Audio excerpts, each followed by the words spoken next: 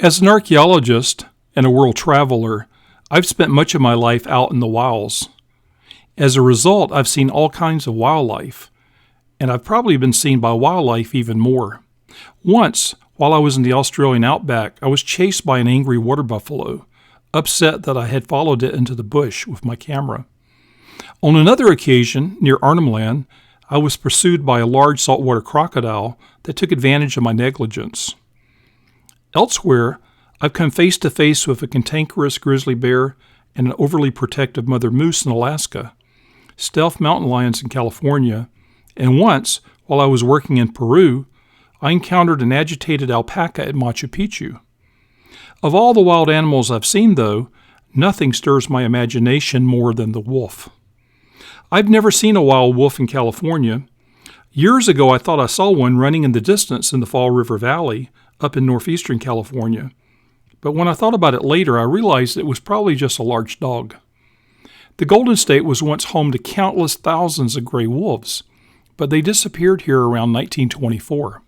In the summer of 1997, my wife and I hiked along the Teklanika River in Alaska, walking in the fresh footprints of a large wolf pack. We never caught up with the pack, although we both eagerly imagined doing so. But on other occasions, I've had the pleasure of meeting wolves in the wild. To date, I've seen 3 separate wolves in the wild. Each of these sightings has meant something important to me. I saw my first wolf in the summer of 1993, while I was engaged in an archaeological survey on the Canadian Plains. I was in southwestern Saskatchewan province, near the border with Alberta, working on a rock art survey with the late Jack Steinbring. Dr. Steinbring was a professor at the University of Winnipeg. One afternoon, I found myself working alone, looking for a petroglyph boulder that had not been seen in many years. As I traversed the small rolling hills, I came to a small clearing in the brush, and I sat down at the edge to record my notes.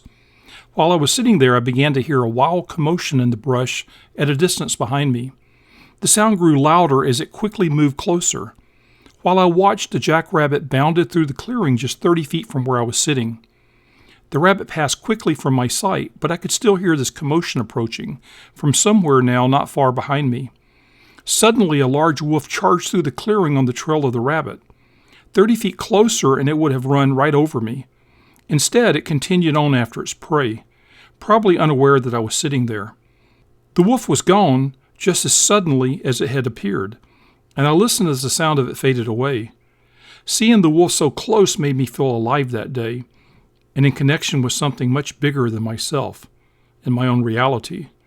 Indeed, it felt like a religious experience to me. Although I only saw the wolf for a few fleeting seconds, I can still clearly picture it all these years later. I saw my second wolf in the Russian Far East in 1998. It was summer, and I was riding the Trans-Siberian Railway west to Lake Baikal and the city of Irkutsk. At the time, the Russian Far East was in the midst of an intense heat spell, and as a result, the interior of the train's carriages were sticky hot. I spent most of my time hanging out an open window in the hallway of my carriage, taking in all the sights that passed by. It takes 3 days to reach Irkutsk from Russia's Pacific coast. On the second day of the journey, the train was finally nearing the border with Siberia. The land was becoming thickly forested and drained by a multitude of beautiful rivers. As the train slowly traversed a narrow grassy plain, I spotted a white wolf running quickly toward the forest. The wolf was about 200 yards from the train. Before I could get a good look at it, it had secreted itself in the thick green trees. Although my sighting was fleeting, as had been the case in Canada 5 years earlier, I can still see that white wolf clearly. Sometimes I wonder if it was chasing a rabbit too, or perhaps just startled by the approaching train.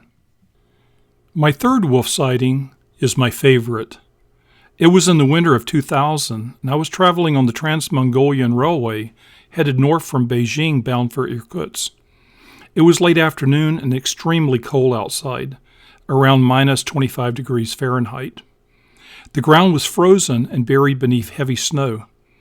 The train was traversing northern Mongolia, approaching the Russian border. As you approach the border from the south, the grassy steppes give way to taiga, the boreal forest of tiny green trees. The trees were bedecked in heavy snow, and they were lovely to see through the windows of my carriage compartment. As the train climbed up a steep mountain grade, it moved deliberately slow and with caution. I peered out the window at the hypnotic scenery, and I suddenly found myself looking directly into the eyes of a large black wolf.